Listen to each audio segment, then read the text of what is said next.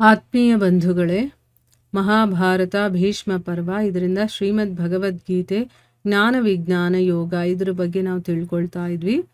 ಓದ ಭಾಗದಲ್ಲಿ ನಾವು ಭಗವಂತನನ್ನ ಭಜಿಸುವಂಥವ್ರು ಯಾರು ಅನ್ನೋದ್ರ ಬಗ್ಗೆ ತಿಳ್ಕೊಂಡ್ವಿ. ಅದರಲ್ಲೂ ಜ್ಞಾನಿ ಭಕ್ತ ವಿಶೇಷವಾಗಿರ್ತಾನೆ. ಯಾಕೆ ಅಂತಂದ್ರೆ ಅವನು ಭಗವಂತನನ್ನ ಸದಾ ಭಜಿಸ್ತಾ ಇರ್ತಾನೆ. ಅವನು ಮತ್ತೆ ತತ್ವದಿಂದ ತಿಳ್ಕೊಳ್ತಾ ಇರ್ತಾನೆ ನನ್ನನ್ನು. ಅದಕ್ಕೋಸ್ಕರ ನನಗೆ ಅವನಿಷ್ಟ, ಅವನಿಗೆ ನಾನು ಇಷ್ಟ. ಮತ್ತೆ ಸಕಾಮ ಭಕ್ತರು ಅನ್ಯ ದೇವತೆಗಳನ್ನು ಪೂಜಿಸ್ತಾರೆ, ಅದರಿಂದ ಫಲಗಳನ್ನು ಪಡ್ಕೊಳ್ತಾರೆ. ಆದರೆ ಅದು ಶಾಶ್ವತವಾಗಿರೋದಿಲ್ಲ ಅನ್ನೋದು ಗೊತ್ತಿಲ್ಲ. ಯಾರು ಯಾರನ್ನ ಭಜಿಸ್ತಾರೋ ಅವರನ್ನೇ ಅವ್ರು ಪಡ್ಕೊಳ್ತಾರೆ. ಆದರೆ ಅದೆಲ್ಲ ಶಾಶ್ವತವಾಗಿರುವಂಥದ್ದಲ್ಲ. ಆದರೆ ನನ್ನ ಭಕ್ತರು ಯಾರು ನನ್ನನ್ನು ಭಜಿಸ್ತಾರೋ ಅವ್ರು ಹೇಗಾದರೂ ಭಜಿಸ್ಲಿ, ಅವರು ನನ್ನನ್ನೇ ಪಡ್ಕೊಳ್ತಾರೆ ಅಂತಲೂ ಹೇಳ್ದ. ಮತ್ತೆ ಯಾರಿಗೆ ಬುದ್ಧಿ ಅಥವಾ ತಿಳುವಳಿಕೆ ಇರೋದಿಲ್ವೋ ಅಂಥವರು ನಾನು ಅವಿನಾಶಿ ಆಗಿದ್ರೂ ಕೂಡ ನನ್ನ ಪರಮ ಭಾವವನ್ನು ತಿಳ್ಕೊಳ್ದೆ, ಯಾಕಂದರೆ ಜ್ಞಾನ ತತ್ವದ ಬಗ್ಗೆ ಅವರು ತಿಳುವಳಿಕೆನೇ ಇರೋದಿಲ್ವಲ್ಲ, ಅದಕ್ಕೋಸ್ಕರ ಮನಸ್ಸು ಇಂದ್ರಿಯಗಳಿಗೆ ಅತೀತನಾದಂತಹ ನನ್ನನ್ನು, ಅಂದರೆ ಪರಮಾತ್ಮನಾದ ನನ್ನನ್ನು ಮನುಷ್ಯನ ಹಾಗೇನೆ, ನಾನು ಸಾಮಾನ್ಯವಾಗಿ ಒಬ್ಬ ಮನುಷ್ಯನ ಹಾಗೇನೆ ಇಲ್ಲಿ ಹುಟ್ಟಿದ್ದೀನಿ ಅಂತವರು ತಿಳ್ಕೊಳ್ತಾರೆ. ಈಗ ನಾವು ಕೃಷ್ಣ, ರಾಮ ಇವರ ಜೀವನ ಚರಿತ್ರೆಯನ್ನು ನೋಡಿದಾಗ ರಾಮನನ್ನ ಅಥವಾ ಕೃಷ್ಣನನ್ನ ಸಾಮಾನ್ಯ ಒಬ್ಬ ಮನುಷ್ಯ, ಏನೋ ಒಂದು ವಿಶೇಷವಾದ ಶಕ್ತಿ ಇದೆ ಅವನಿಗೆ ಅಷ್ಟೇನೆ ಅಂತ ಅಂದ್ಕೊಳ್ತಾರೆ ಹೊರತು ಅವನನ್ನು ಭಗವಂತ ಅಂತ ಗುರುತಿಸೋದಿಲ್ಲ. ಯಾಕೆ? ಮಾಯೆಗೆ ಅಷ್ಟು ಒಳಗಾಗಿರ್ತಾರೆ, ಈ ಐಹಿಕ ಪ್ರಪಂಚದಲ್ಲಿ ಅಷ್ಟು ಮುಳುಗಿರ್ತಾರೆ. ಅವರು ಯಾವತ್ತೂ ಕೂಡ ಈ ಮನಸ್ಸು, ಬುದ್ಧಿ, ಅಹಂಕಾರ, ಈ ಪಂಚೇಂದ್ರಿಯಗಳು ಇದನ್ನ ಮೀರಿ ಹೋಗೋದಿಲ್ಲ. ಮನಸ್ಸು ಮತ್ತು ಈ ಬುದ್ಧಿಗೆ ಅತೀತನಾಗಿರುವಂಥವನನ್ನ, ಮನಸ್ಸು ಬುದ್ಧಿಯ ಒಂದು ಸಾಧಾರಣ ಮಟ್ಟದಲ್ಲಿ ಇದ್ದು ನಾವು ಭಗವಂತನನ್ನು ತಿಳ್ಕೊಳ್ಳೋದಕ್ಕೆ ಸಾಧ್ಯ ಆಗೋದಿಲ್ಲ ಅಲ್ವಾ. ಅದಕ್ಕೋಸ್ಕರ ಮನ ಇಂದ್ರಿಯಗಳಿಂದ ಯಾರು ಅತೀತನಾಗಿರ್ತಾನೋ ಅವನು ಮಾತ್ರನೇ ಭಗವಂತನನ್ನು ತಿಳ್ಕೊಳ್ಳೋದಕ್ಕೆ ಸಾಧ್ಯ. ಅದು ಹೇಗೆ ಸಾಧ್ಯ ಆಗುತ್ತೆ ಅಂತಂದರೆ ನಿರಂತರವಾಗಿ ನಾವು ಭಗವಂತನಲ್ಲೇ ಮುಳುಗಿರಬೇಕು. ಅವನಿಗೆ ಮಾತ್ರ ಇದು ಅರ್ಥ ಆಗೋದು. ಯಾವಾಗಲೂ ಭಗವಂತನಲ್ಲೇ ಇರ್ತಾನೆ, ಅವನಲ್ಲೇ ಮುಳುಗೋಗಿರ್ತಾನೆ ಅಂತ ಅರ್ಥ. ಈಗ ನೋಡಿ, ಈ ಒಬ್ಬೊಬ್ಬ ವ್ಯಕ್ತಿಗಳನ್ನು ನೋಡ್ತೀವಿ ನಾವು, ಸದಾ ಅವರಿಗೆ ಭಗವಂತನ ವಿಚಾರ, ಅವ್ರಿಗೆ ಐಹಿಕದ್ದು ಯಾವುದರಲ್ಲೂ ಆಸಕ್ತಿ ಇರೋದಿಲ್ಲ.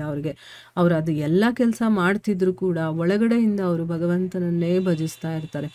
ಆ ಒಂದು ಸ್ಥಿತಿಯಲ್ಲಿ ಯಾರು ಇರ್ತಾರೋ ಅಂಥವರಿಗೆ ಮಾತ್ರ ಭಗವಂತ ಸಿಗುವಂಥದ್ದು. ಮುಂದುವರೆದು ಹೇಳ್ತಾನೆ, ನನ್ನ ಯೋಗ ಮಾಯೆಯಿಂದ ಅಡಗಿರುವಂಥ ನಾನು. ನೋಡಿದ್ರ, ಭಗವಂತ ನಮ್ಮ ಮುಂದೆನೇ ಇದ್ದಾನೆ, ಆದರೆ ಯೋಗ ಮಾಯೆಯಿಂದ ಅವನು ಮರೆಮಾಚಲ್ಪಟ್ಟಿದ್ದಾನೆ. ಅಂದರೆ ನಮಗೆ ಕಾಣಿಸ್ತಾ ಇಲ್ಲ, ಅವನು ಅಡ್ಕೊಂಡು ಕೂತಿದ್ದಾನೆ. ಅದಕ್ಕೋಸ್ಕರ ನಾನು ಎಲ್ಲರ ಮುಂದೆ ಪ್ರತ್ಯಕ್ಷನಾಗೋದಿಲ್ಲ ಅಂತ ಹೇಳ್ತಾ ಇದ್ದಾನೆ. ಆಯಿತಾ? ಯೋಗ ಮಾಯೆಯಿಂದ ಅವನು ಅಡಗಿ ಕೂತಿದ್ದಾನೆ, ಅದಕ್ಕೆ ನಮಗೆ ಯಾರಿಗೂ ಪ್ರತ್ಯಕ್ಷ ಆಗ್ತಾ ಇಲ್ಲ. ಅದಕ್ಕೋಸ್ಕರನೇ ಈ ಅಜ್ಞಾನಿ ಜನ ಸಮುದಾಯ ನನ್ನನ್ನು ಜನ್ಮರಹಿತ ಅವಿನಾಶಿ ಪರಮಾತ್ಮ ಅಂತ ತಿಳ್ಕೊಳ್ಳೋದಿಲ್ಲ.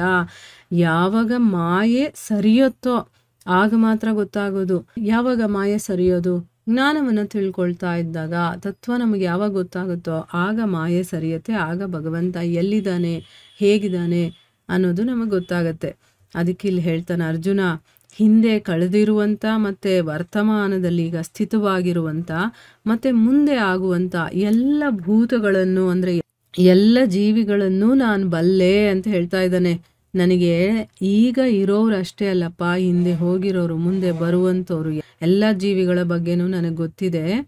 ಆದರೆ ನನ್ನನ್ನು ಶ್ರದ್ಧಾಭಕ್ತಿ ರಹಿತನಾದಂತಹ ಯಾವುದೇ ಮನುಷ್ಯ ತಿಳ್ಕೊಂಡಿಲ್ಲ, ಅವನು ತಿಳ್ಕೊಳ್ಳೋದಕ್ಕೆ ಸಾಧ್ಯ ಇಲ್ಲ. ಇಲ್ಲಿ ಇಂಪಾರ್ಟೆಂಟ್ ಏನು ಅನ್ನೋದು ಗೊತ್ತಾಯ್ತಾ? ಶ್ರದ್ಧೆ ಮತ್ತು ಭಕ್ತಿ ಅನ್ನೋದು ತುಂಬ ಇಂಪಾರ್ಟೆಂಟ್. ಭಗವಂತನನ್ನು ನಾವು ತಿಳ್ಕೋಬೇಕು ಅಂತಂದರೆ ಅದಕ್ಕೆ ನಾವು ಭಾಗವತ, ಮಹಾಭಾರತ, ಯಾವುದೇ ಗ್ರಂಥಗಳು, ಯಾವುದೇ ಸತ್ಸಂಗಗಳನ್ನು ಕೇಳಬೇಕಾದ್ರೆ ಶ್ರದ್ಧಾಭಕ್ತಿಯಿಂದ ಕೇಳಿ, ಅಥವಾ ಏನೇ ಒಂದು ಒಳ್ಳೆ ಕೆಲಸ ಮಾಡಬೇಕಾದ್ರೆ ಶ್ರದ್ಧಾಭಕ್ತಿಯಿಂದ ಮಾಡಿ ಅಂತ ಹೇಳ್ತೀವಲ್ವಾ. ಯಾಕೆ ಅಂತಂದರೆ ಅದಿಲ್ಲ ಅಂತಂದರೆ ಭಗವಂತ ಸಿಗೋದಿಲ್ಲ, ಅಲ್ಲ ಅವನ ಬಗ್ಗೆ ತಿಳ್ಕೊಳ್ಳೋದಕ್ಕೆ ಸಾಧ್ಯನೇ ಆಗೋದಿಲ್ಲ. ಎಲ್ಲಿ ಶ್ರದ್ಧೆ ಮತ್ತು ಭಕ್ತಿ ಇರುತ್ತೋ ಆ ಶ್ರದ್ಧಾಭಕ್ತಿಯಿಂದ ನಾವು ತಿಳ್ಕೊಬೋದು ಭಗವಂತನನ್ನು. ಅದಕ್ಕೆ ಇಲ್ಲಿ ಹೇಳ್ತಾ ಇದ್ದಾನೆ, ಶ್ರದ್ಧಾಭಕ್ತಿ ರಹಿತನಾಗಿರುವಂಥ ಮನುಷ್ಯನಿಗೆ ನನ್ನ ಬಗ್ಗೆ ಗೊತ್ತಾಗೋದಿಲ್ಲ. ಮುಂದುವರೆದು ಹೇಳ್ತಾನೆ, ಭರತವಂಶಿ ಅರ್ಜುನನೇ, ಜಗತ್ತಿನಲ್ಲಿ ಇಚ್ಛೆ ಮತ್ತು ದ್ವೇಷದಿಂದ ಉತ್ಪನ್ನವಾಗುತ್ತಲ್ಲ, ಈಗ ನನ್ನಲ್ಲಿ ಯಾವುದೋ ಒಂದು ಆಸಕ್ತಿ ಇರುತ್ತೆ ಅಥವಾ ದ್ವೇಷ ಭಾವನೆ ಇರುತ್ತೆ, ಇದರಿಂದ ಉತ್ಪನ್ನವಾಗಿರುವಂಥದ್ದು ಯಾವುದು? ಸುಖ ಮತ್ತು ದುಃಖ, ಈ ರೀತಿ ಬೇಕಾದಷ್ಟಿದೆ. ದ್ವಂದ್ವ ರೂಪ ಮೋಹದಿಂದ ಇಡೀ ಜೀವಿಗಳು ಕೂಡ ಅತ್ಯಂತ ಅಜ್ಞಾನವನ್ನು ಪಡ್ಕೊಳ್ತಾ ಇದ್ದಾರೆ. ಎಲ್ಲಿವರೆಗೂ ನಮಗೆ ಆಸೆ, ದ್ವೇಷ ಇದೆಲ್ಲ ಇರುತ್ತೋ, ಸುಖ ದುಃಖ ಅನ್ನುವಂಥ ದ್ವಂದ್ವಗಳಂತೂ ನಮ್ಮಲ್ಲಿ ಬೇಕಾದಷ್ಟಿರುತ್ತೆ. ಇದೆಲ್ಲ ಮೋಹ ಅಂತ ಹೇಳ್ತಾ ಇದ್ದಾರೆ. ಆ ಮೋಹದಿಂದ ನಮಗೆ ಅಜ್ಞಾನ ಅನ್ನೋದಿದೆ. ಆದರೆ ನಿಷ್ಕಾಮ ಭಾವದಿಂದ ಯಾರು ಶ್ರೇಷ್ಠ ಕರ್ಮಗಳ ಆಚರಣೆಯನ್ನು ಮಾಡ್ತಾ ಇರ್ತಾನೋ ಅಂಥ ಮನುಷ್ಯನ ಪಾಪ ನಾಶ ಆಗಿರುತ್ತೆ.